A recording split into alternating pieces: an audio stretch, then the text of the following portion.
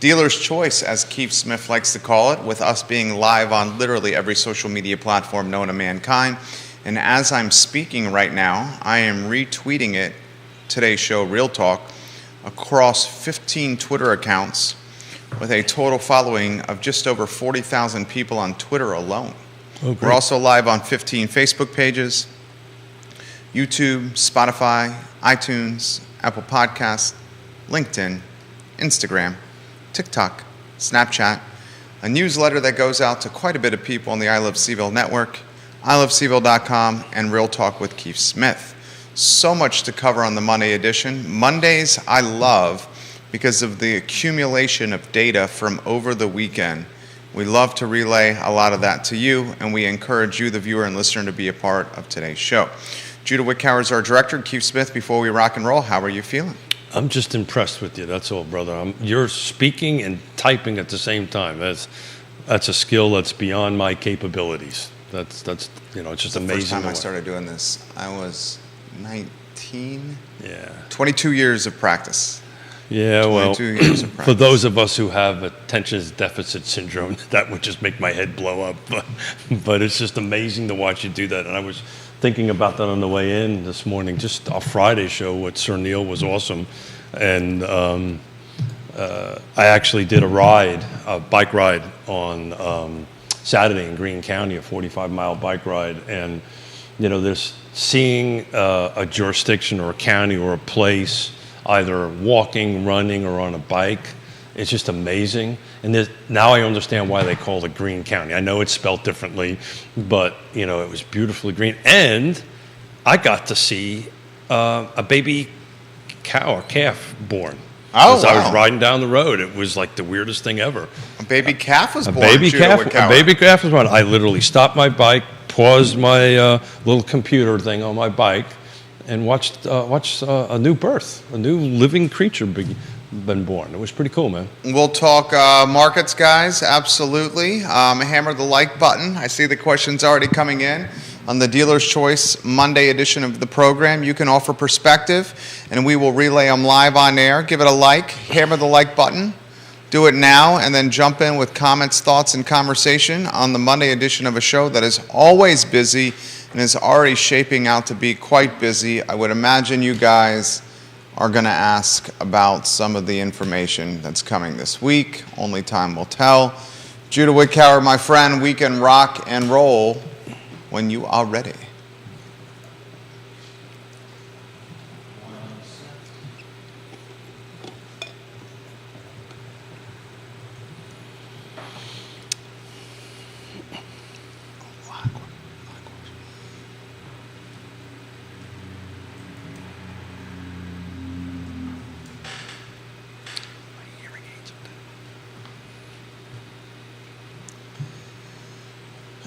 Good Monday morning, guys. I'm Jerry Miller, and welcome to Real Talk with Keith Smith. Thank you kindly for joining us on a chilly fall morning here in downtown Charlottesville. A pleasure to connect with you guys through the I Love CVille network, where our audience is Charlottesville, Albemarle County, Central Virginia, Commonwealth Country, and worldwide.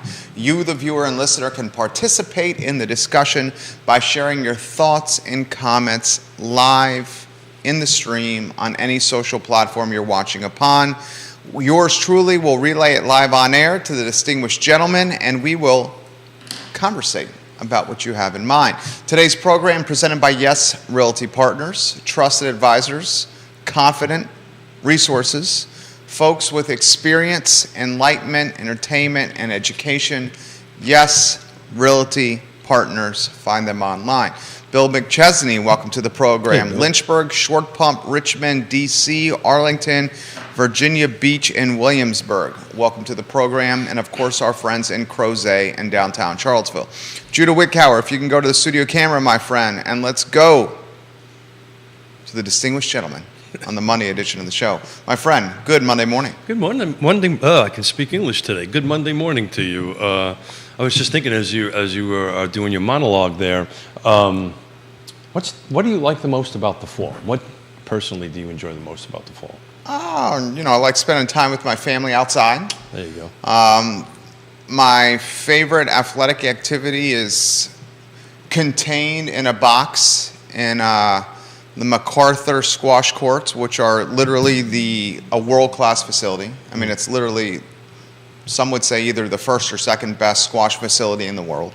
And that sport is not tied to inclement weather or temperature. Unless you can't get there. Which makes it nice, yeah, unless you can't get there, which is few and far between here. So I guess I would say, you know, spending time with my family, because one of my favorite things to do really isn't tied to the weather. Yeah, and then I see it on Facebook all the time. You bring your awesome son in there, and he's becoming a bit of a squash player. He's able to peg it up against, I don't know the proper terminology, but he does that. My favorite time, I just love when this weather gets like today, right? You know, it's no humidity. It's in the 50s and 60s. It's just a beautiful day. I've got a couple of meetings today, and I'm going to play hooky in the afternoon and take a little bit of bike ride out in Albemarle County and enjoy some of the nice weather and the leaves changing. Don't tell Yona, by the way. I think she might be watching. She's probably watching, yeah. Okay. So look, you know, we titled today Dealer's Choice. You know, I don't really have any topics set up other than, you know, we've got a big data week coming up, as you mentioned earlier, coming in there. I'm excited to, or I'm anticipatory on what that information is going to be, and we'll probably chat about it a little bit more on Friday once it starts trickling in during the week, because on Friday it's just going to be you and I again, which I'm looking forward to. Christopher Eagle, hello, welcome to the program. Christopher, we love when you watch the show. We miss you, friend. Shout out to him. Our team did a Triple C camp on last Thursday. Our team did a team building exercise over there, which we've never done it before. It's really cool. You know, they do rope courses and things that you have to work together as a team to accomplish. So it was a lot of fun and great weather. And we may or may not have visited a couple of vineyards afterwards on that end of it. Very nice. I heard from the High Street, many in the High Street Neighborhood Association. After Friday's show. Yeah. Some coming to visit us in the studio this week. Oh, great. After the conversation with Neil Williamson, the president of the Free Enterprise Forum, as we talked the potential 245-unit apartment complex scheduled for who knows when, but the location, the Rivanna River, and the potential influence or impact it's going to have on that area. Impact's the right word. Yeah, impact. So I appreciate the community members reaching out to us and looking forward to seeing you guys later this week. That was one of the better shows I thought we have ever done.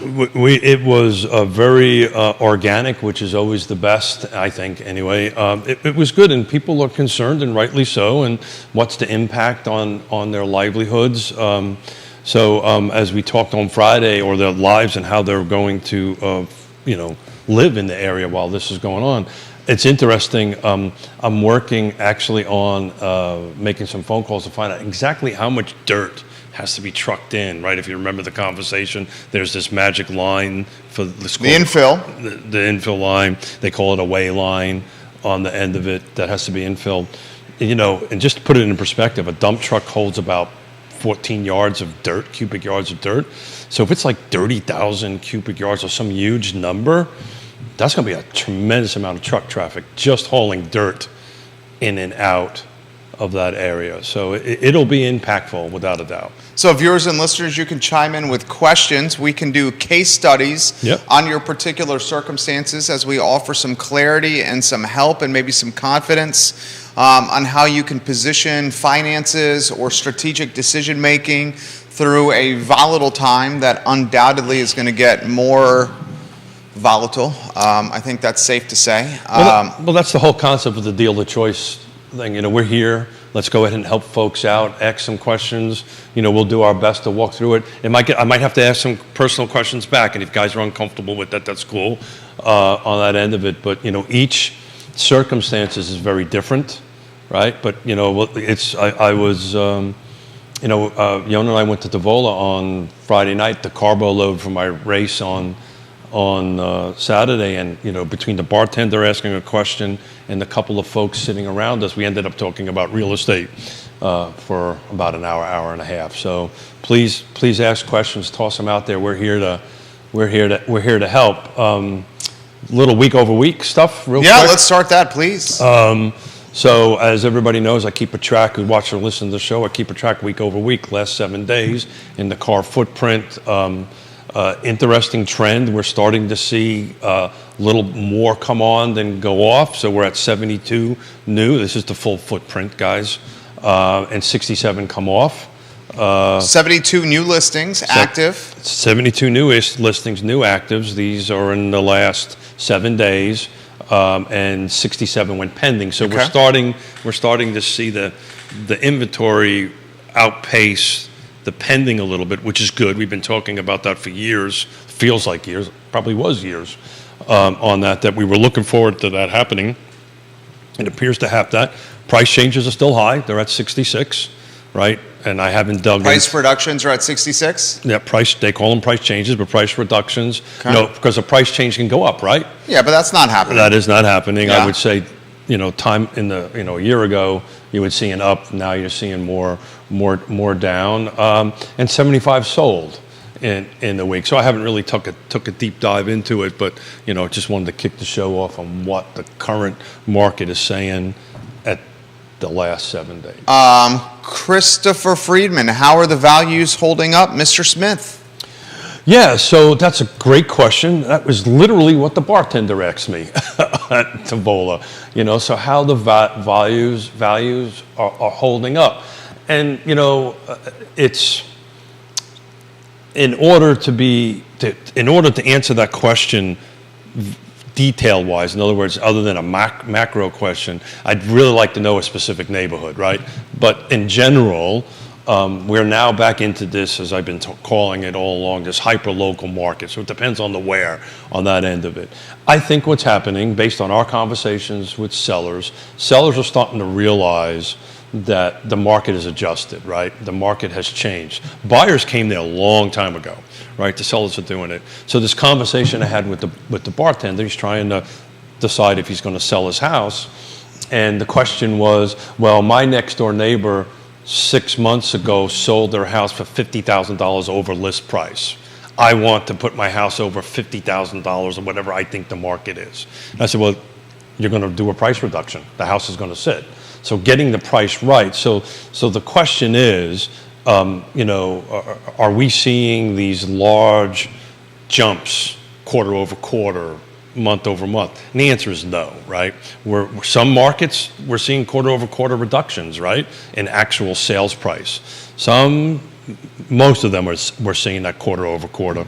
But some, like we were looking at Lake Monticello, is increasing, right? So it's very micro. It's very where you live, and we can talk about that now if somebody wants to give us a specific location, and we can take a deep dive into that.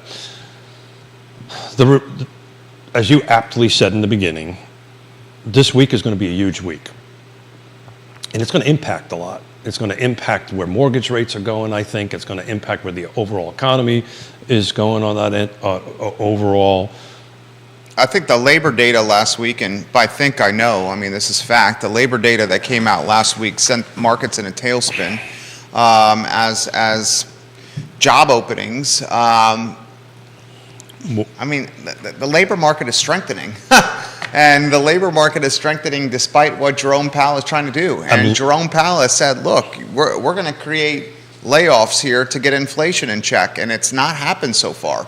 So the markets have said he's going to raise rates and be even more hawkish than dovish. Literally got a Wall Street Journal article in front of me about So, I mean, I subscribe to that one, read it cover to cover daily. As the Fed gets hawkish, rates go up, and markets tailspin, and housing gets squeezed. So we've been talking about this on the show for a while. Look, we're in a recession. I don't care what that box on the TV says. We're in a recession. We've been in a recession for a while. At some point, somebody's going to officially declare we're in a recession on that end of it, outside of you and I. Well, I mean, CNBC is saying we're in a recession. Yeah. It's the presidential administration that's saying we're not. Yeah. The box on the wall is saying we're in a recession.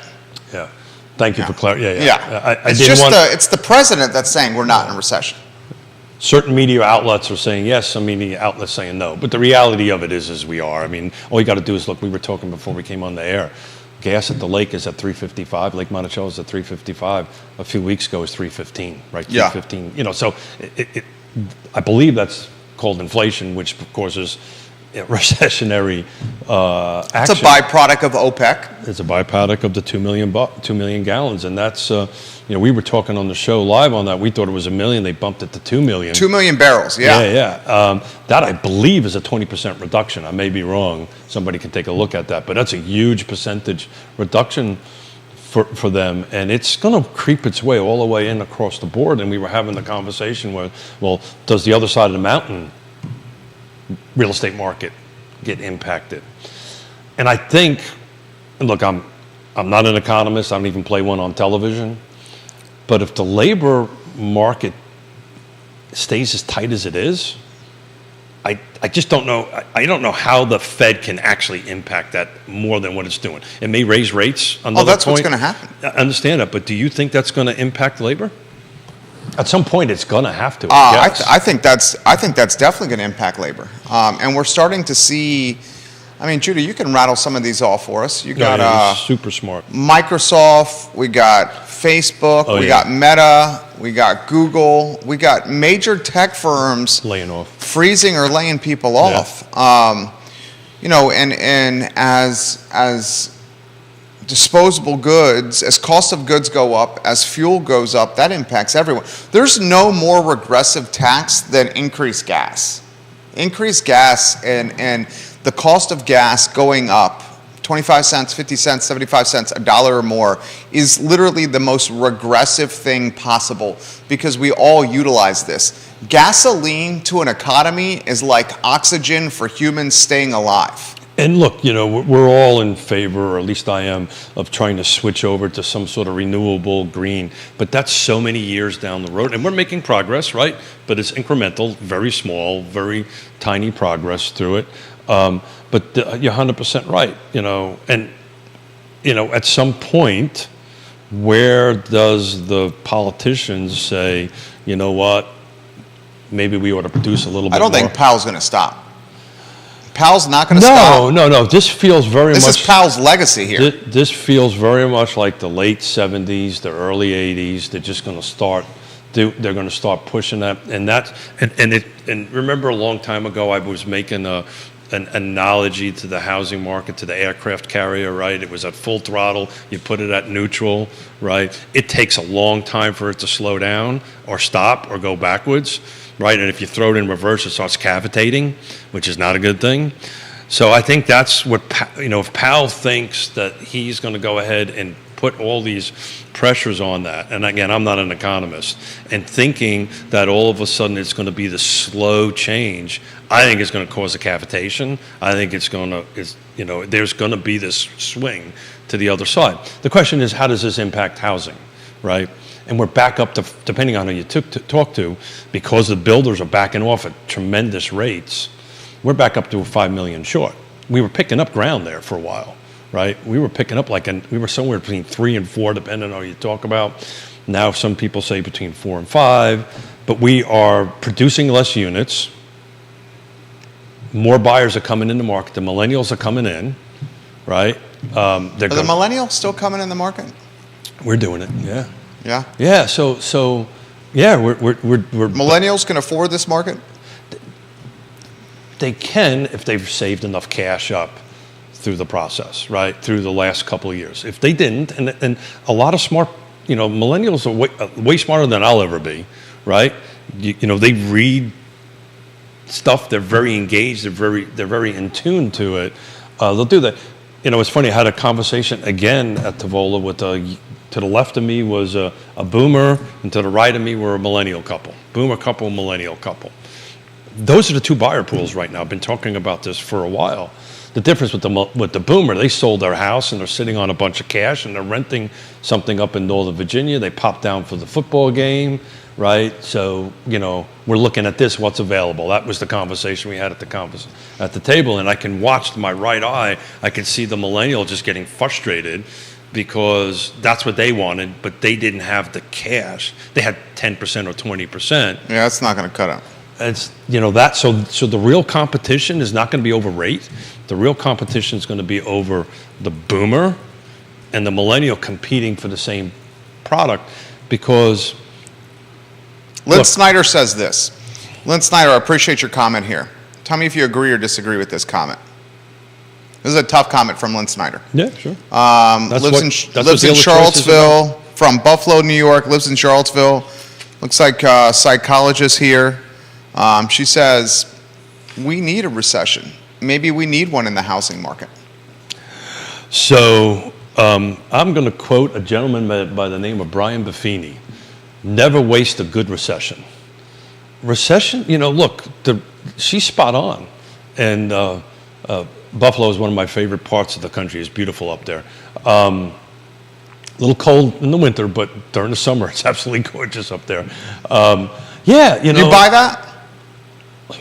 Look, we were talking about on the show forever when interest rates were 3%, things need to get back to normal, right? There was this insanity of multiple offers, cash offers, things going. That's not normal. Nobody in our business likes that. That's not good. Stability is much, much better. But, again, I'm not an economist, and I'm sure not as smart as the Erpies on this, or you, for that matter. But the reality of it is something needed to slow it down. And a recession does that, What'll happen in the recession, and historically, and I've looked, I don't have it in front of me, but since 1981 or 80, every time there's a recession, a real, we get into the middle of a recession, mortgage rates drop, right? I suspect that's, to quote Scott Morris, I think mortgage rates are going to drop. I think they're going to be later than he thinks they're going to be. We're over 7. I know we're over 7. We're going to see 8%. Well, if it's over 8%, he's going to lose that bet. Yeah. Well, over-under bets are good. But, I had this conversation over, it's what we do. These conversations you and I are having right now with our viewers and listeners, it's hard to escape, right? At dinner last night at my parents' house, my uncle's getting remarried, and they own something in Old Trail. They want to sell and buy, and we were having this whole conversation about how should I do that, right? How should we do this today in today's market? And my answer is the market always changes. 12 months ago is different than today. 12 months from today, it's going to be different than today. It's bringing in trusted advisors and trying to have a specific conversation on your circumstance, right? Because every circumstance is different, right? Keith and Yona's circumstances are very different than the Millers, than Judah, than Liza's, very different than everybody else. Liza's the dog in the studio. Daniel Pettit, good morning. He says Daniel. Good morning from the beach. Hey. Mustache Dan Pettit, we love you. What do you think is going to happen out there with housing, Dan? What do you think is going to happen out there with with our economy locally in Charlottesville and Central Virginia when it comes to bricks and sticks and roofs and jobs? And So would you say that our local economy is mostly a service-related economy? No. Locally? Really? No, I would not say that. Yeah. I think our local economy is tied to an academic institution. Correct. And Yeah. but that serves that, right? So the majority outside of UVA, everything is related to serve UVA or serve the people that go to UVA. I don't even think that's the case. Really? No, I mean you got CFA here, you got Correct. S&P here. I You mean, got all these. You you got got Willow Tree here. a couple of high-tech companies. Yeah, Willow Tree's one. I mean, I'd say the economy locally in Charlottesville is white collar jobs. I think the predicament for many in the service industry is this wealth gap, where the service industry unfortunately has been pushed out of Charlottesville and Albemarle to what, Jude, 30, 45 miles away from the epicenter of employment. Oh yeah, sure. I mean, UVA is hiring more than ever. They're admitting more students than ever. I was reading an article on Willow Tree over the weekend, and it was Tobias Dangle, the CEO of Willow Tree, one of the co-founders. He founded this company with Michael Pritchard, who's no longer a part of the company. And he was highlighting how the jobs that he was bringing these people in for Willow Tree. Normally, these jobs would be going to like a place like San Francisco or Silicon Valley. And they're not going there. But these folks that were going to San Francisco or Silicon Valley, if they had stayed in those places, they would have made $150,000. That's the starting for Willow Tree. Say $150,000 in San Francisco or in the Silicon Valley. and he's getting 500 plus people to come to Charlottesville. They got a hub in North Carolina because the cost of living is so much less Literally, than that's Silicon Valley or San Francisco. So as they come here, these folks are buying up real estate. Yep. And literally, he is hiring more people right now because his business is booming. I mean, Inc. Magazine, he's one of the fastest growing companies in Inc. Magazine. He's hiring now, Yeah. literally hiring now. So I would say the ecosystem, the economy here is white collar jobs. And but you highlighted what my concern is. There's this divide that's happening, right, between the haves and the have-nots, right, and that maybe that's a little bit too direct on it, but you're 100% right. So where are the carpenter? Where's the $20 an hour, $15 an hour, $30 an hour worker going to go? That's servicing this white collar employees. But it's interesting. Katie Pearl, we're here for Injik. That's why we're here. That's exactly right. Ninjik. Thank you. But then the wind turbine company. Help me out. What's the name of the wind turbine company in Charlottesville, right over here? Beautiful wood building. Apex? Apex, thank you. Apex is hiring people like mad. But you're 100% right. They're going to have to go out there. The same conversation you're having right now, I'm having with my daughter and son-in-law, right? Not to be too specific, but he got 2 job offers, one to stay in Seattle and one to go to Richmond. Both pretty much the same amount of money. That's a no-brainer. That's exactly right. There's, they love Seattle, they love the hiking, they love all that stuff, but the actual conversation is I can't buy a house and I can't afford to live there. I'm going to move to Richmond where I can afford a home. Now, he's a doctor, so, income is going to be good on that end of it, but that's literally what they're doing. Now, also, they're moving closer, Katie Pearl, because something about built-in babysitters only an hour away, so there's that too. But, they want to be closer to family and all that great stuff, but we're helping them manage that process over here in Richmond. And Richmond is very micro market, right? You have to be, 2 blocks make a huge difference in the market in Richmond. Over here, not so much, it's a little bit wider, it's a little bit more macro, that end of it. But in Richmond, if you go 2 blocks one way or 2 blocks the other way, the market changes substantially on that end of it, and where you're going to buy to go ahead and project out the next 5 to 7 years. I'm sure they're looking at West End Richmond. Yep. That's where, Well, so what they want, which is going to be difficult, we have to navigate through this, they want what they have in Seattle and Richmond, and that's not quite going to work. You got West End, maybe a little Jackson Ward. Little Jackson Ward, yeah. The Museum District is nice. Very nice. That end of it. But again, so that's what we're going to help them navigate that. And by way of an example, that's what Katie Pearl does. Whatever the real estate agents that are listening and watching right now, that's just what we do, is you got to stop and say, okay, talk to me about your specific circumstances, right? And this is what I was hoping maybe we're trying to do with these dealer choices, where somebody might toss in specific circumstances where if they're comfortable, we ask questions and try to offer solutions that maybe can help others on it. But it's macro in the real estate space is great data. It's great to look at, but it always works on the street, on the ground, in the individual's family or individual's life, and how can we help you get there? And some of it, frankly, we've been talking about this, some of it might be, now's not the time to sell. This does not work, this picture does not work best for you, you shouldn't sell. Or now's not the time to buy for you, if you don't have whatever your circumstances is, you might have to wait a little while to go ahead and do that. Daniel Pettit, I never thought we would get to 8% mortgage rates, but we're heading in that direction, and that's the same return that I can get. That's the same that I can borrow from Northwestern Mutual today, from my Northwestern Mutual account today. And that's 100% right. So it's funny, at the beginning of the year, a dear friend of mine that's a president of a bank up in New York, he said, watch out, I'll bet you it'll be 9% before the end of the year.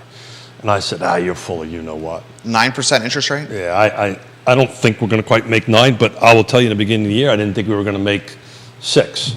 So, there goes that prediction. So, but if you have to buy, and you find the right home, and and your monthly payment works, to Scott Morris's suggestion, the best scenario, if you can afford it, is to sit tight. That 8% or 7 or 8% or wherever we end up will creep down. It will eventually creep down. Then you refinance it. And I don't mean to be flippant about that, but then you refinance it. At least you're in the game. At least you're in the ownership of it.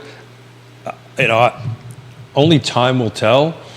I truly believe this time next year, when we start looking over year, we're going to be appreciating, but in the single-digit numbers, right? And certain locations might go backwards. We talk about Buckingham and some of the other areas. They may go backwards, but some places like Lake Monticello, I just don't see them going backwards. Now, if unemployment all of a sudden in a quarter or 6 months goes from where it is to some huge percentage, then that's all bets are off at that point. Jennifer Bryan says the comparison to Richmond, to Charlottesville, or even Albemarle County is not a fair one because the housing inventory in Richmond is significantly more, which is keeping prices at a different level than around here. That's a fair point. 1,000% correct.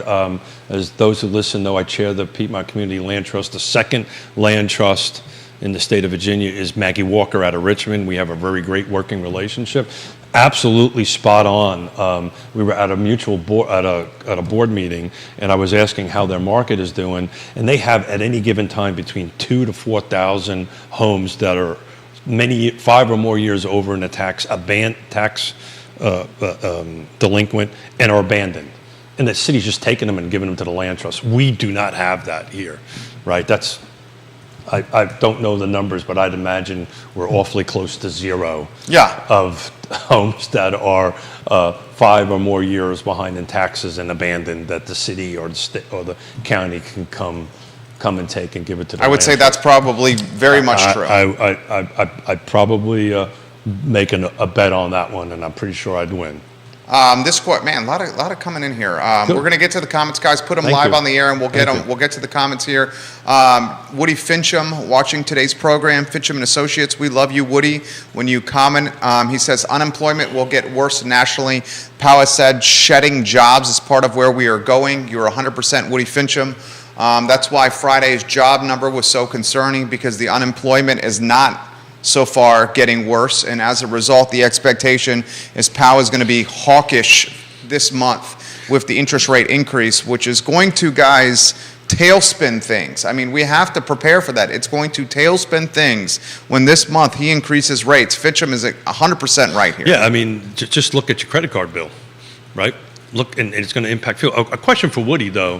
He's a super smart guy.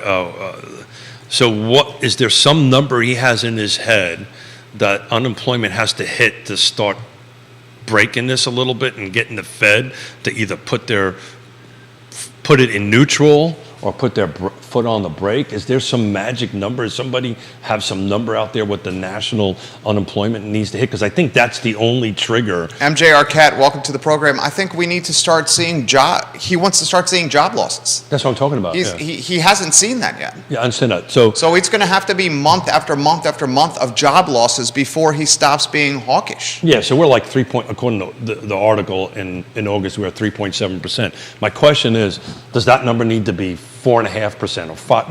What does that number need to be in order for Powell to say, okay, this is working, I'm backing off now? Because I think it's more the trend line, as opposed to a set barometer. Yeah, sure. He wants to see trends. That makes sense. Is what he's going for. Fincham, give us your thoughts on that. Pettit says to us that he spoke to a retired couple while at the beach, and they're more focused on taxes. Yeah. And they're selling their home. Daniel Pettit said the retired couple's looking for a state with lower taxes. They bought near Atlanta. They researched for over a year, and their main motivation was lower taxes and where they were going to move to. Yeah, it's lower taxes. If their retirement is tied to a 401k, they're getting hit there, right? The conversation I had with my parents over dinner last night, they're my father's in his mid 80s, my mother just turned 80. We didn't expect to live this long. local real estate taxes are going through the roof. HOA fees are going up. We literally had this conversation over dinner. What's my options, guys, right? And of course, we're fortunate. We've got room, and they can move in with us on that end of it. But they're not ready to do that. They're super independent and want to do it. But he's spot on. Lake Monticello, just to talk about what's active. There must be a mistake. There are 20 homes available in Lake Monticello. And somebody put a single-family detached home in at $2.199 million, and then a couple minutes later changed it to $219. So the lowest is 219,000, but there's only 3 homes that are over. The 219,000 looks like it needs a lot of TLC. It does, yeah. Did you see the original? Do you get to see the original list price on yours? I do. Yeah. I am looking at original list here. Yeah. So you're looking at 219 the low. You have inventory at the lake here. There's only 3 under 300,000. So you got 219, 229, 227, then it jumps to 315. It's been a while since I've had to go to page 2 on the MLS for active listings at the lake. Yeah, so 20 is a big number.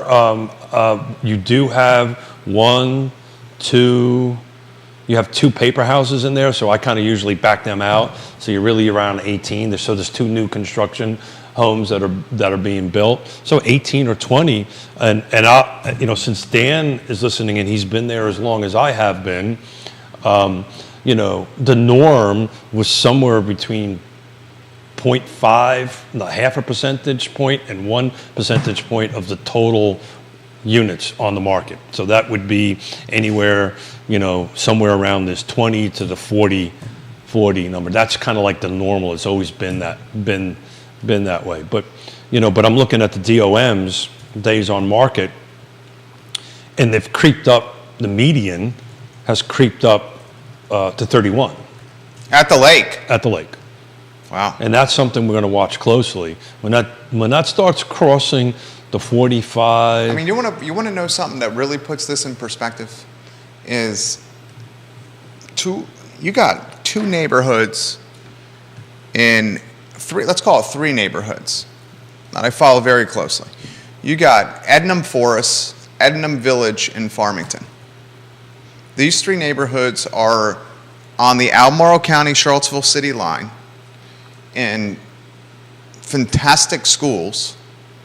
You're talking Murray Elementary, Meriwether Lewis Elementary, Henley Western, right next to St. Anne's Belfield, across from the Boar's Head or adjacent to the Boar's Head. And you got listings, call it Ednam, let's look at Ednam. What price point are you at? Let's look at Ednam Village.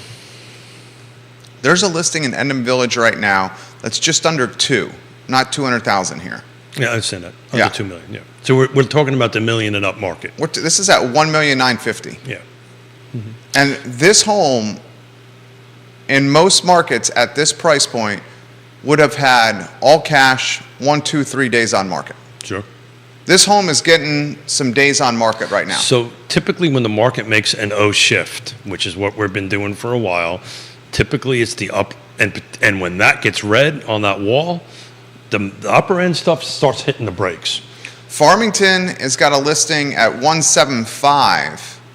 That's getting a little longer in the tooth here for Farmington standpoint. Yeah, sure. There's a listing in Keswick Estate that literally has been on the market. Two new constructions that have been on the market.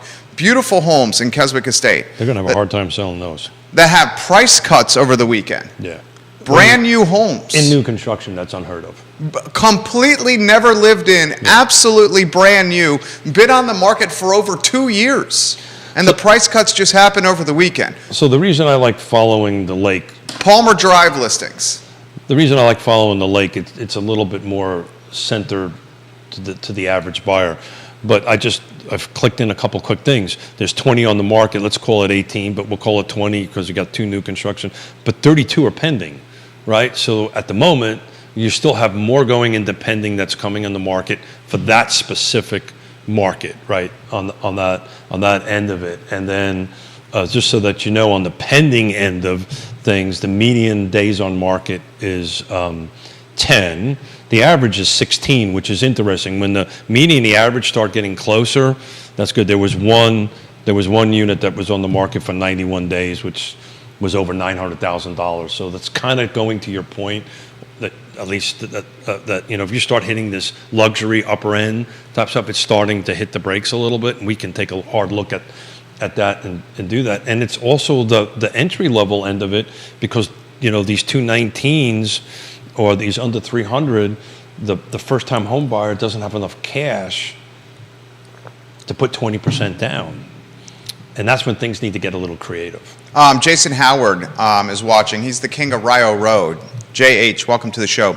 He said, finding truck drivers, HVAC people, electricians, warehouse workers, any kind of tradespeople is very, very rough. There are openings everywhere. Locally, grocery stores are still running on a skeleton crew with weekly job fairs not helping. Where are these layoffs going to hit? What job sectors, fellas? And Woody Fincham says, we need to hit about 10 million people from an unemployed standpoint before the Fed stops getting very, very hawkish. So is the layoffs going to be happening on the tech and white collar side, and maybe not on the service related, or because there's just not enough people there, and maybe people will migrate from that to there? I don't know on that end of it, but it's an interesting. So Jason Howard's basically saying the service industry is already decimated. Yeah. So how could layoffs happen at the service industry? Thank you, and that's the point I was trying to make. So it's going to be on the upper end. But at the end, but it's a balance, right? So if the white collar IT folks are, multiple six figures are losing their jobs, they're not hiring the folks that come in and change their HVAC or ISC to do their roof or whatever through that. So that's going to help that a little bit on the end of it. It's if I had my little scale on it, this is going back and forth. It's up and down and how we're going to do it. I wanted to take a quick look on my system. On the back of the house that you're looking at the front of the house, I'm looking at the back of the house. I'm just trying to see what's available in Albemarle and Charlottesville, over $1 million bucks in detached. I would love to see that. Yeah. So if you can chat for a second. No doubt, guys. Interstate Service Company is a home's best friend. Proud presenting partner of today's show. In fact, if you look at the screen, Fincham & Associates, Closure Title, Ross Mortgage, you have some of the best in the real estate supply chain, names and brands and people you can trust, like Keller Williams Alliance, Segura Solar, folks that will help get you here through the finish line. We're talking about the uncertainty in the market today, and we're trying to offer some confidence and clarity of how you should position investments and strategic decision making to hedge risk. And we're doing this from a vantage point that comes with experience. And Keith's been doing this for nearly 40 years. He's got... No, don't give me 35. Don't give me nothing. I thought it was 38. I don't know. When'd you start? 87. 87, 13, so 35. Yeah, 35 years. So what'd you find over $1 million? So I did Charlottesville, Albemarle, Nelson, Louisa, and Green, just our footprint. So active right now. And do we want to do over $1 million or 850? What do you think? Your call. Well, 850, there's 121 on the market. So what I'm going to do is I'm going to make it $1 million just to see how that changes that number here real quick on that end of it. So just give me a minute. I got to type a 0 in here. So it's 98. Let's look at that, right? 98 over $1 million in the car footprint. In the car footprint, active at this. New construction? No. Good catch, sir. I need to take new construction out. Thank you very much for doing that. I need to do a quick little check here. Hold on for 1 second, folks. I'm trying to do this live. Just give me a minute. I need to add new construction to it. So you're removing new construction? I've got to add the field of new construction into what I'm searching, so then I can remove it. It's a complicated process through this thing here. You can probably do it faster. 98 over $1 million, including new construction. Including new construction, but new construction is probably going to change that substantially. I would imagine. Because that's going to take out the 2 on Palmer and Keswick alone. Correct, yeah. And I'm sorry, folks, having to wait on this end of it, but Very difficult to do the talking and the computers at the same time. I don't have your skills, sir. Very difficult. It's very Dropped difficult. it to 88. Look at that. So it cut it by over 10%. Yeah, dropped it to 88. 88. What do you make of that number? Yeah, I mean, we need to chat new construction, but it's interesting to put it in perspective. So we're looking $1 million above our footprint. There's 88, no new construction out. You want to take a gander what the median days on market is for anything over $1 million? And you have 88 active? This is medium, all the jurisdictions. This is Charlottesville, Nelson, Greene. Say somewhere in the 30s. 99 days. Oof. To your point, right? That's why it feels that way. Oof. Right? So depending on who you talk to, some people say 60 days on market is the switch between seller and buyer market. Some people say it's over 90. So I really want to highlight this because you have the stock, you have markets that are down anywhere between 20 and 30%. I mean, I've got a home here that's on the market. I won't tell where and who it is, just to save the innocent here. It's 427 days. Good condition? I will tell you here in a moment once I take a look at it. So here's what we should highlight here. You have stock market that's down 25, 30% year to date. 25, 30% year to date. You have interest rates that have eclipsed 7% currently. There's one that's 1,335 days. Well, you should take that one out. Well, the median does that. Okay. The median Is that the high? Is that the top? That's the top one. Okay. Yeah, the median. What's number 2 on that? 854.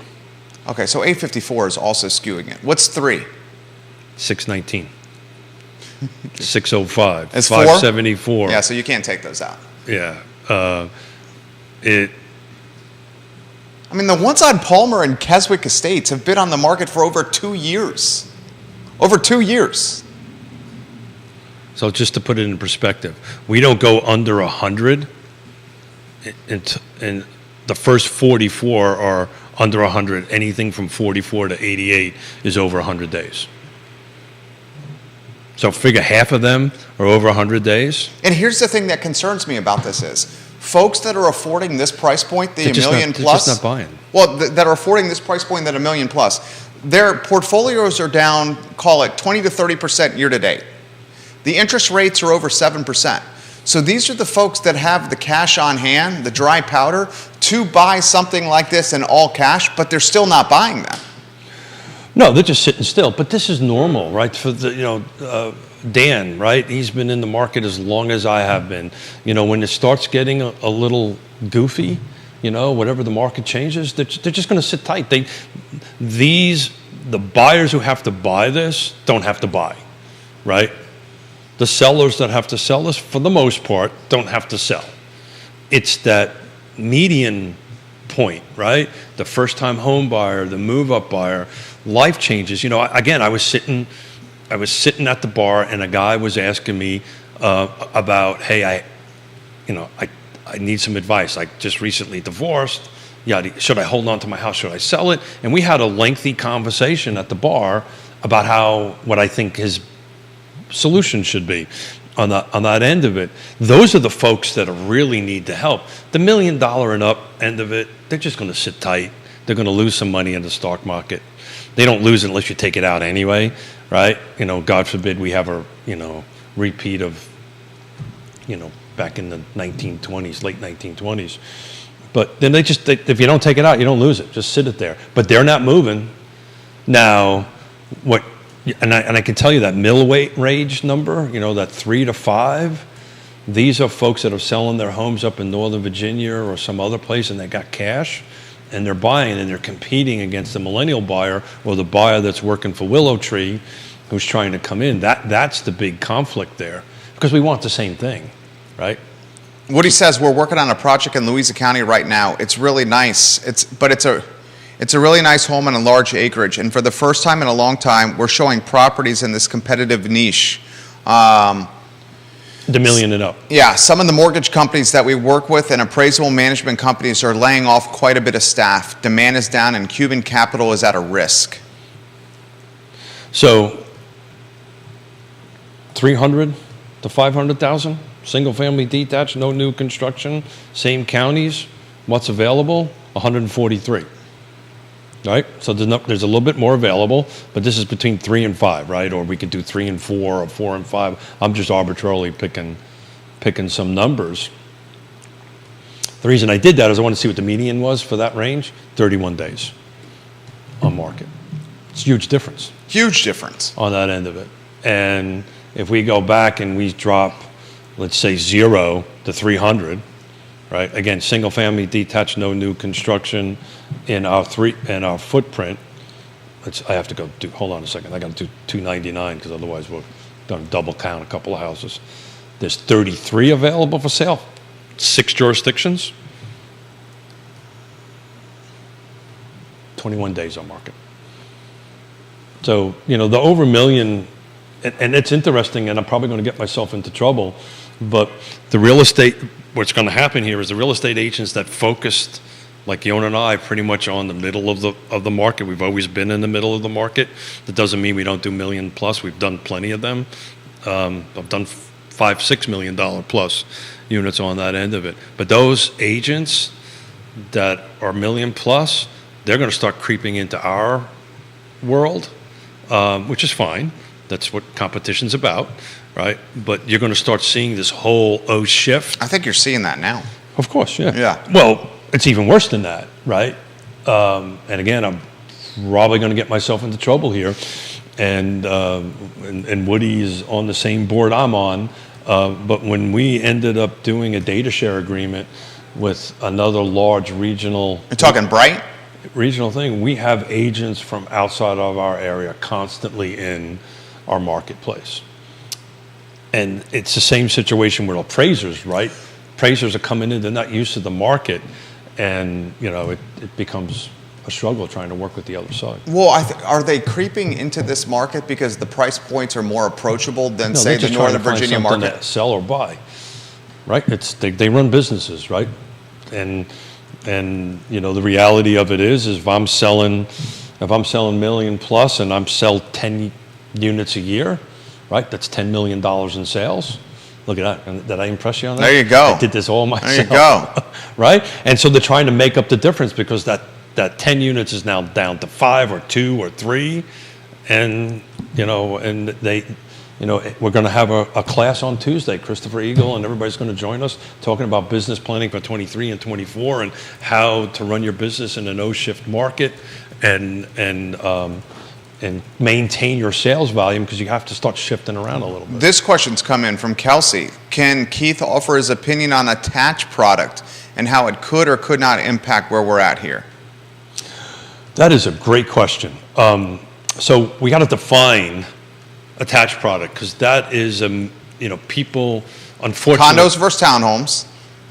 Well, I'm thinking townhome versus duplexes, right? So most folks think attached products or townhomes like sticks of 5 or 4 or duplexes obviously are 2 units. Unfortunately, Paragon groups them together, which is I think a huge mistake, right? Because a duplex or what they call villa is you have a little bit of yard, right? And they're split in half. It's a very different environment than a townhome. You may have a small rear backyard, but it's tiny at that part of it. And it's 2 very different price points. I can't segregate them out in Paragon because the system doesn't allow me to do that on that end of it. So if we're talking townhomes, that's going to help the entry-level buyer because as you did and as most of us have done, is it gets you into the home ownership world.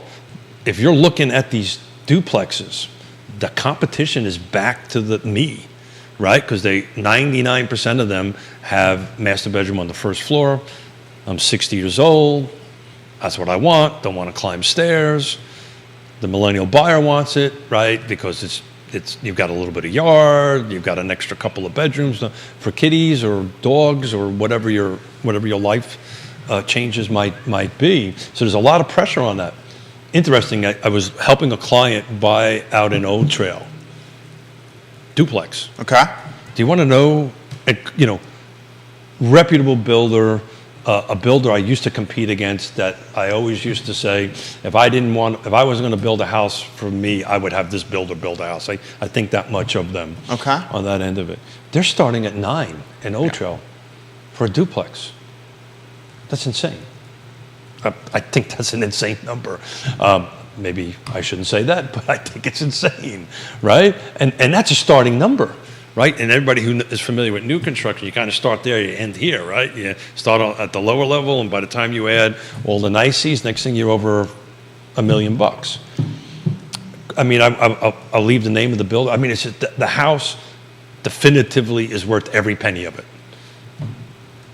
But that's $900,000 for a duplex. Right. That's not starter. That's not first-time home buyer. Oh, by the way, they've sold them all out. Sure, of course. So I mean, that neighborhood's crushing it. Well, it's the buyer profile again, right? It's the same thing. It's our client. They moved out of New York. They sold their thing. They have a pot full of cash, and we walked through it, and we looked at each other on the street, and being two New Yorkers, we're very opinionated people, and they looked at me, so tell me what you think, and I said, I think we need to find something else. She says, good, that's exactly what I was thinking. And we moved on to something else. It wasn't the matter that they were not comfortable spending that amount of money, they just didn't want to spend it that way. I didn't move out of Long Island, right, to spend the same amount of money that I would spend on Long Island over here, so let's go find something else. And we've actually found something with a little bit of land, and they were very happy with it. How about this comment from, we'll get to as many of these as possible right here. Does Keefe see any softening in the city of Charlottesville? From Grayson. Grayson lives north downtown. So it's interesting. You should say that, because I've got my little handy-dandy notebook. I was looking quarter over quarter. Hold on a second here. So in Charlottesville, end of the third quarter, right? So I try to beat Carr and get the numbers out. So the end of the third quarter. When is that report going to come out? The Q3. Is it Q3? No, that would be. No, it'd be Q3. Yeah. So we're in fourth quarter right now. Yeah. So this is October 10th. When's the third quarter report come out? Yeah. So in fairness to Charlottesville Association of Realtors, they don't put the report together. Virginia Realtors does out of Richmond. Okay. Right. So generally, it takes somewhere between 3 to 6 weeks before it comes out. I get a jump on it, because what we do every 3 times. It. Yeah. Well, plus what we do 3 times a week. I want to make sure that. And I spent a Sunday, the whole day crunching numbers. Third quarter, Charlottesville, 100 units sold, 6 days on market. This is single family detached, no new construction. 450. The same quarter last year, there was 113 sold, so there's a 13-unit deficit on that end of it. It was 8 days on market, so it's only a 2-day deficit on that. Sold price, I apologize. Same quarter last year was 425, so it's up 30 grand, quarter over quarter, year over year, right? So look, and I think if you take a look, I don't have it here with me, but if you take a look at quarter over quarter, second over first quarter, there was a reduction in value. I think when you take, it's unfair to look quarter over quarter, because nobody's buying a house in quarter number 2 and selling it in quarter. Let me rephrase that. Very few people sell a home on quarter number 2 and buy a home in quarter number 2 and sell a home in quarter number 3. Average folks are staying. Gesundheit. Most people stay in their homes 5, 6, 7, 8 years into their home. Just to put it in perspective, I took a look at 10 years back into Charlottesville. If you would have bought a home in 2012, same quarter, really interesting, 19 units only sold. So let's call it 20 to make math simple for me. So that's 80 units under, 31 days on market, 232 was the average sale. So if you would have bought a home 10 years ago at 232, it's now worth 455. Excuse It's a nice return right there. Well, the point I'm trying to make is, much like that wall over there, get into the housing, buy a home, date the rate, right? As if marry a home, date the rate.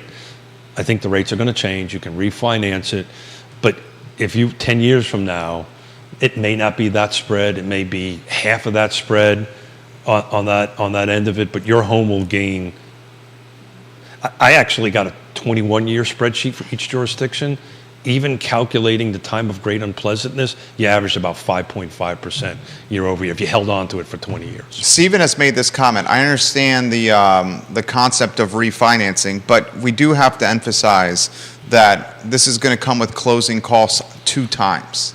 So that's exactly right. So the conversation I had with the guy at the bar was he wanted to do a cash out refi, and I said, there was very specific circumstances to it. And I said, look, if I was you, and this is my suggestion, if you're cashing out this much, I'd take 3%, put it in an account somewhere, and just leave it there. The point is, he's saying 3% of the deal is going to go to closing costs. It always goes to closing costs. Right. So 3% of a 500,000 or 3% of 400,000 is 12K. Correct. 3% of 500,000 is 15K. Correct. And if you're cashing out $100,000 or whatever you are, put it in an account somewhere, forget about it, and let it make 1 or 2 or 3%, whatever it's making on the end of it, and go ahead and do it. But you're 100% right. There's a cost of doing it, but what's the cost of staying? Right? What's the cost of not refinancing? What's the cost of not buying? Right? That's and it's so hard to do this on a macro level without a specific questions and specific details on it. But some people, hey, I'm comfortable, I'm sitting tight, I'm waiting. That's a great decision for you and your family. Some of them can't, right? And so if I can't, how do I navigate this? Right? And that's when the trusted advisor kicks in. That's when you bring in Scott, you bring in everybody on our chain of the housing ecosystem, to include ourselves, to help you walk through that, because it is one circumstance could make all the difference between path A or path B. And again, it's really hard to have this question. So that was one of the things I was hoping we'd end up doing over the course of this deal of choice that we've got coming up over the months, is folks chime in and say, if they're willing to share, this is my personal circumstances. What do you think? Stacy's got a good one. In today's market, how do you go about negotiating a house with a seller that has unrealistic expectations? You go look for another house. Wow. Yeah, I mean, look, you've got to go in and go with your best foot forward and negotiate it. Let me answer that a little bit deeper than that. When we started the show 3.5, almost 4 years ago, which is blowing my mind, right? Such a different market. It was different. It changed. The market changed 3 times, 4 times through that end of it. It's always going to change. But when we started the show, you'll recall I used to say the real estate. Here you go. I'm going to do my best impression of Keith Smith. The real estate market is 4 things, right? Price, location, features, and condition. Then in the middle of the pandemic, we added a 5th thing. That's timing, right? The right timing. Now there's a 6th thing. Now there's a 6th thing. Who's on the other side of the deal? And that, to answer that question, that makes a huge difference. And he's meaning the listing or buyer's agent? Well, in this particular case, it's the listing agent. I'm negotiating on the behalf of the buyer to go ahead and buy that home, right? So this is when you start asking questions of the other side, right? Tell me about your buyer. It's going to be your seller. You do your homework. You dig into GIS. You find out when they bought the home. You just do all your homework on the other side. And if there's a professional on the other side, it's a 2-way conversation. We don't say anything that doesn't support the fiduciary responsibility of our seller or our buyer. But there's questions you need to ask. As Jonas says, Keith, turn your cop on. Right? You just start asking questions. You start asking W questions, right? Where, why, when, how come, these different things, and you start putting it together. and find out what the motivation is of the seller. And if you can find out what the motivation of the seller is, maybe you can connect the two together, right? And if you can't, back to my comment is... You find a different house. Thank you very much. Folks, we can spend a lot of time trying to negotiate this, but my advice is of 35 years, we're spinning our wheels. Thank the other side for their time and their energy, and move on. The other end of it... She adds more. You want more? Well, if I can get this out. Sure. The other end of it, on the sales side, we've got multiple listings that are under contract that have cash backup offers. I haven't seen that in freaking forever. Explain that. I don't know. I can't, right? You would think with the shift of the market to do that, and what they are... Are the cash backup offers low balls? No. They're actually above where we ended up at negotiating at. What it is, it's the buyer profile that's the difference, right? It's what they're buying and the buyer profile. These are... It happens to be a home in the neighborhood I developed, and I actually know the home well and built it. But it's an empty nester who sold their home. We have multiple offers, all multiple the fact that they were willing to put a backup offer in that, Jerry, and not go look for something else and pray that that first deal falls apart. Says a ton. It says a ton. What's that say to you? It says that inventory is not there. Right. That's what it says. That inventory is not there. They're willing to do that. Yeah. And if it doesn't work, no harm, no foul. They keep on looking. Stacy says this: the home we like is new construction, and it's early in the development, and the listing agent is working on behalf of the developer who needs the price points to develop future phases. So, see what she's saying?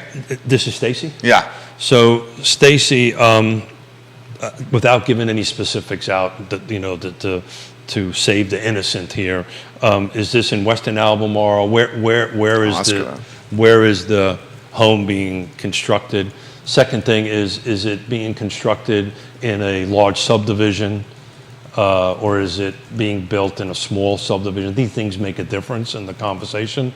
And is it a local builder, or is it a small to medium builder, or is it a large builder developer? These would be... Yes, in Albemarle County. Okay, She's typing. Got it.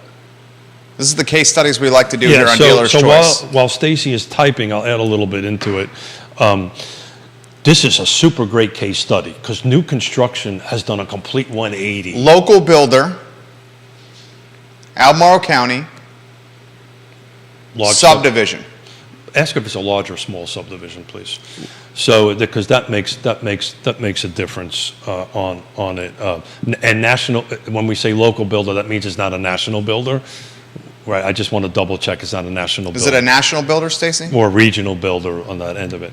So new construction is an interesting animal right now. And actually we're going to bring in a couple of experts on it, Greg Slater being one of them on it. So first and foremost, I hope you have a trusted advisor helping you through it, right? Something that a lot of folks know, and Stacy's smart. And Medium development, yes, to a local builder. Got it. So I would encourage to get a local real estate agent, if she does, Stacy probably is doing this already, to help them through the navigation of that. Because depending on, it sounds like it's checking all the boxes. Stacy, you're already paying 3%. You're already paying for a buyer broker if you don't have one representing you. So I would encourage you to go ahead and do that. What you're starting to see in subdivisions right now, because right in mind, the listing agent represents the developer, represents the builder, represents the seller, is not representing your best interest in the thing. But you can start seeing in new construction right now, super negotiation ability, right? Particularly if the house is started under construction. So if you walk, if this was, I negotiated a contract and I'm building a custom, it's a different conversation. But if I'm walking in and Keith is building a spec home and I'm halfway through it and you want to buy it, you're in the driver's seat on that end of it, because that builder developer needs to get that off their books because they are paying, what is the rate doing to them, Jerry? I mean, it's putting significant downward pressure on them for their debt service. Yeah, exactly right. Each month they're going backwards. Here's exactly what she's looking for. They need to maintain the price point on this house to justify construction on future homes in the development. Okay? That's great. That's their problem. That's not Stacy's problem. So it sounds like what he's telling you is you may want to consider a different home. No, that's not what I'm saying. What I'm saying is don't make your problem my problem, right? I'm willing to Unless they're not willing to move on price. Well, then that's a different. Then that's our problem. That's a different issue, but that's also a matter of skills and negotiation and understanding what the developer and builder really are trying to achieve. There's ways around that, by the way, because I know it because I've been here and done this. What the developer and builder wants to do is they want to sell house B for $1 because they want Woody Fincham to see that and value his next listing at $1. There's ways around that where you can go ahead and say, look, I'm going to buy it for $1. But give me a finished basement. Give me a screen-in porch. Give me a garage with an apartment atop. I love you. Yeah, that's exactly the answer. It doesn't impact the top number, but you also have to do it a little bit skillfully, right? Because, if you do an extra ADU, auxiliary dwelling unit, or living space, it does impact the square footage, which then would impact Woody's appraisal, which doesn't help that $1, right? But, and Woody, please chime in, and we've got Woody coming on. He's chiming in. We've got Woody. Please chime in on this a little bit, Woody. But if I turn around and negotiate for Stacy that the house has, and I'm picking a wild example, the specs on the house come with laminate tops, right? And you can negotiate. I'll pay it for $1, but I want, I don't think the new construction's coming in with laminate, but I know it's a hypothetical you're saying. It's hypothetical. I'm just picking. Maybe a good hypothetical would be taking the wood-burning fireplace and converting it to gas. Or taking an outside deck and converting it into like a Three Seasons room or a screen-in porch. No, because that's adding square footage. So screen-in porch doesn't add square footage. No, but it adds value. But stuff that Woody wouldn't see. So, for instance, instead of being a regular heat pump, a dual fuel heat pump, right? Yeah. Right, that kind of thing, right? Or so you've got to take a hard look at the spec sheet and figure out. Upgrade a bathtub. Upgrade a bathtub. Thank you very much. And those aren't cheap. They are not cheap. But there's specific items that a skilled realtor can take a look at it. I just happen to have the benefit of 35 years of building. Well, but you can start taking a look at these different things and go, okay, I want this. And again, I'm really picking wild stuff. Okay, I want gold-plated faucets, right? I don't think, and Woody, please chime in, I don't think that's going to markedly increase the value of the property one way or the other. He says, I see it. I read the upgrades. Yeah, got it. He says it will impact the value. Then again, we're talking about Woody Fincham. Yeah, he says it will impact the value. Yeah, so there you go. But there are ways to go ahead and do that from the bottom line pocket. So that's a very interesting topic right there. New construction early in the phase and how it could impact future development. And trying to maintain price points. Yeah, so do you know why that is? The developer is, so you have, I used to do this all the time. You get a $10, $20, $30 million line of credit. In that line of credit, they say you can build so many houses in this line of credit as long as the values are X, Y, and Z, right? And if you start not hitting these numbers, you can't pull the money out of that and you can't build new products. So, for instance, I'm building a house for Judah, and we're not hitting our numbers, but Jerry walks in and says, I want you to build me a custom for $1 million. The bank is going to go, well, until you clear Judah's off the books and it hits a certain number, we're not going to release this money. I'm not going to release this money. Yeah. So that's what's really going on behind the thing. And then this is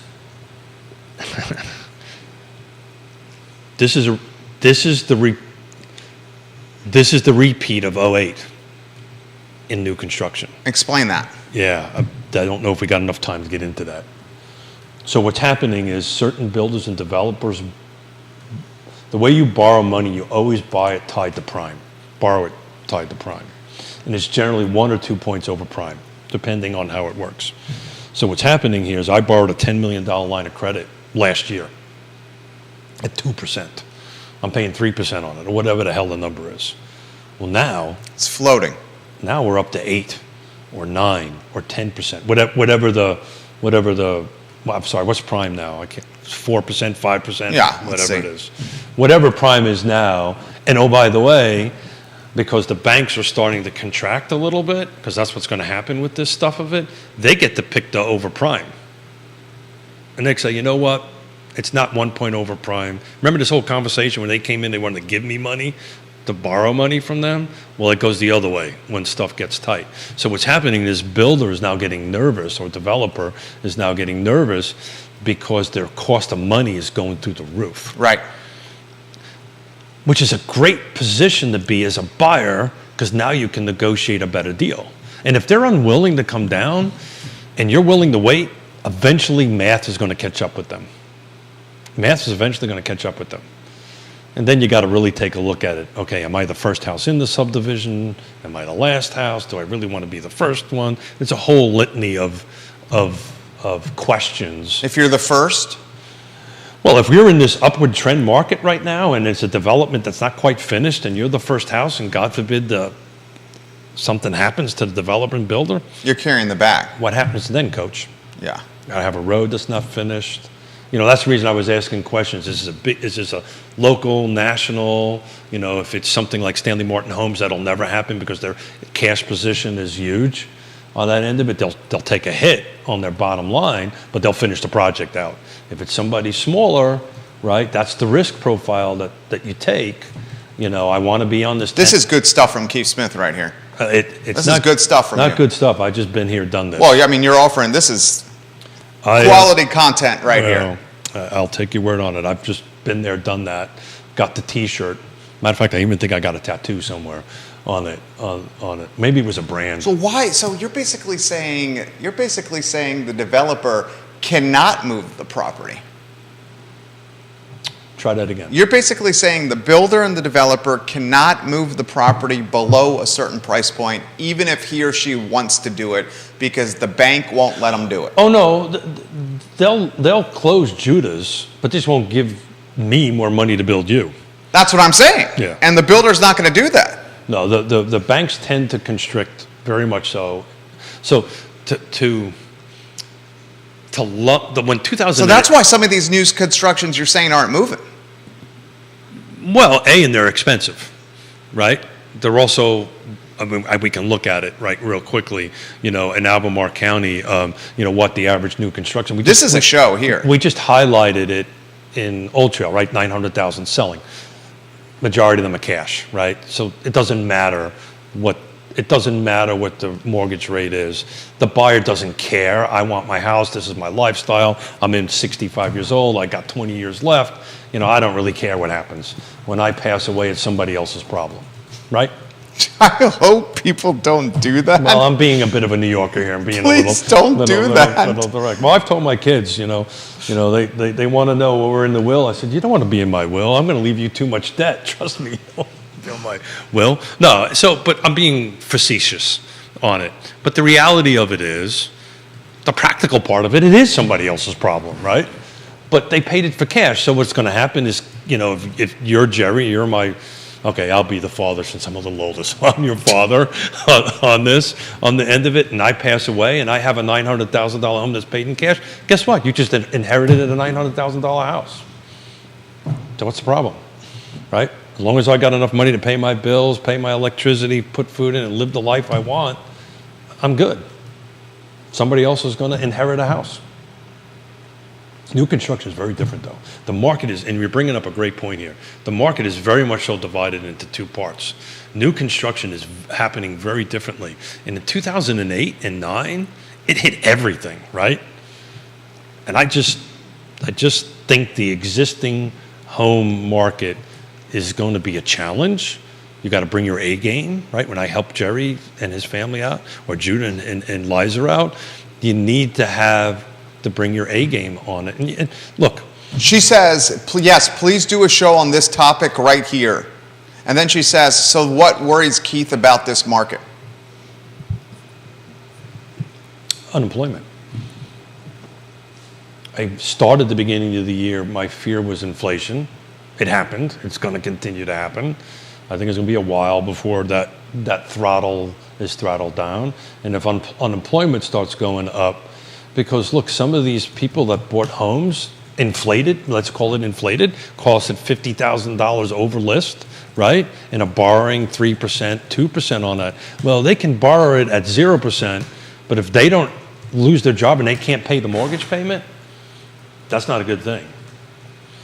New construction is a very different animal, and I'm looking at it's 11:36, so I apologize for babbling here and running over. But I don't mind at all. I'm learning from you on this, and if I'm learning, I know the viewers and listeners are. Well, you're a lot smarter on this than you say. I learn stuff from you on my business on a regular basis. Can we do a show on that? Yeah, sure.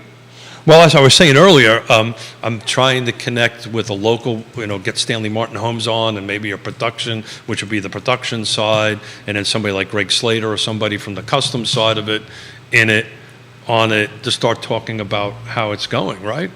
Somebody like Christopher Brement from Bramante Homes, right? How is he navigating this from a custom, because they do custom stuff. That would be a great, Yeah. I'm working on. I've actually reached out to Stanley Martin Homes, trying to figure out who they wish to sit in that seat for us. But talk about how that impacts that, and what tricks of the trade that they have that they can help the buyers buy. But if Stacy wants, I think you got some Stanley folks on the feed right here. Of course they do. And Woody says, as demand diminishes, the contributing value of upgrades can and often do diminish accordingly. Okay, great. But in the new build, it cannot drop but so much as the builder goes negative. Yeah, so Woody is coming on, I can't remember what Monday. It's not this, 2 Mondays from now, I believe. And that is really, I would love Woody to take a deep dive into that on the end of it. But we can look at different options. But the bottom line is, if you want to buy new construction and it is existing right now, there's opportunities out there. If it's being built, there's opportunities out there. Is there more opportunity with the ones that are being built currently, or the ones that are new construction finished? Well, it's both. There's different opportunities, okay. Right? There's, if it's finished, it's finished. There's a little bit of you can potentially negotiate with it. Again, a conversation a year ago, that was not even on the table, right? Right. Now, if it's finished and it meets your needs and so forth and so on, for instance, to Woody's point, maybe you negotiate seller financing. Excuse me, not seller concessions. Thank you, Jerry, for putting me straight there. The chemistry totally put me straight. This is good stuff here. So it's seller concessions, right? Okay. Closing costs. Closing costs, which yeah. we just talked about, is 3%. So if I'm buying a $500,000 house, that's $15,000. If I got my math right, $15,000. I don't have to take out of my delayed closing. My suspicion is they probably would not want to do that. They want it off their books, right? So they'll help someplace else, right? They'll help with that. Maybe an upgrade, a certain dollar amount upgrade at their selection center. But the simple one, right off the top of the thing, is seller, or buy points, right? The seller can buy points, right? So there's a whole path there that they can do that, which those I know, unless Woody corrects me, which he will, doesn't end up on Woody's appraisal, right? So there's a solution there. So, look, I'm going to buy this unit. I'm going to negotiate it with somebody and say, look, I want you to pay I'll buy it for X, but I want you to pay my closing costs. And oh, by the way, my bank says for 2 points or 1 point, I can buy a half a point off the mortgage, or a quarter point, or whatever on that end of it. Excellent work from you today. It took the coffee a while to kick in. Excellent work from you today. That's a show. Yeah, well, I play one on TV, so. That is a show. Yeah. What you just talked about in the last 20 minutes. Yeah. Well, it's been in the works. It's just getting people's schedules to work out. Excellent job from Keith Smith. God bless you. I don't know how you do this every day on your midday show, but lining up folks to sit. I read everything. Well, I'm talking about lining up guests. That's a lot of work. They contact us. Well, I'm not there yet. like today's guest, I know that. which is a big one at 12:30, guys. Stacy says thank you, and yes, that is a show. Yeah, got it. Notes down. In green. Green's, I got two colors. I got green and I got blue. Katie giving you some props over here. Well, Katie's awesome. Actually, Katie, at the same bar, I had a conversation with a guy that's trying to go visit Cuba, and I have to remember at the end of the show to connect you to. I got his cell phone number so you can reach out to your dad, to reach out to him and help him with that visit to Cuba. I love it. I love it. Keith Smith in Fuego It's the caffeine. today. It's the caffeine. Keith Smith, how about a Cuban coffee next time? That'll really get you going. Oh, I'm not a real man. I don't From know. If Guajiros. I don't think I do need more hair on my chest. Maybe that might help. Keith Smith, Yes Realty Partners, just hit a grand slam today, especially in the last 20 minutes of the program. Judah Wickhauer keeps us on air and does a good job of, following guidelines around this program. My name is Jerry Miller, and this is Real Talk by Yes Realty Partners. Yes, sir. Yeah. So for Friday, it's just Keith and Jerry again. Oh, So case studies. It's the same kind of thing. You just got one from Stacy. I got one from Stacy. I'll work on that for a little bit on that. Maybe if Stacy can give me a little bit more specifics, if she wants to DM me, Please do that. I'd appreciate it. Anybody else who's listening and or watching, if there's a case study you want us to tackle on Friday, DM us or do it live in the show. But if you can get it ahead of time, it makes it a little bit easier so I could do some more research and be a little bit We more are thoughtful. 100% willing to do case studies applying to your personal lives, and we will respect your anonymity, and you will get trusted perspective from a trusted advisor in Keith Smith. And if you do it in advance, he can reach out to the supply chain on Real Talk with Keith Smith and really get you intelligence. I mean, this is the kind of pro bono knowledge that people otherwise get charged for. Oh, yeah. I mean, if you call me on my day job and ask me questions, it wouldn't cost you anything. So Okay. If you called me, that wouldn't be the case. You call him, that is the case over there. Real Talk with Keith Smith, presented by Yes Realty Partners. You killed it. I wanted to look at new construction, but we ran out of. We're getting late. And We should do that one. Yeah, I got it. It's on my note. We'll talk about it on Friday. I know you got a huge guest coming on lunchtime that you got to get ready for. So thank you. Our pleasure. Judah Wickhauer, Jerry Miller, Keith Smith, No, Jonas Smith. and Jonas Smith. And Yes Realty Partners, thank you kindly for joining us. We're back in 45 minutes with a heavy, heavy hitter. Join us, guys. Take care. Well done, dude. The last 25, 30 minutes, dude. Yeah. It's just it takes.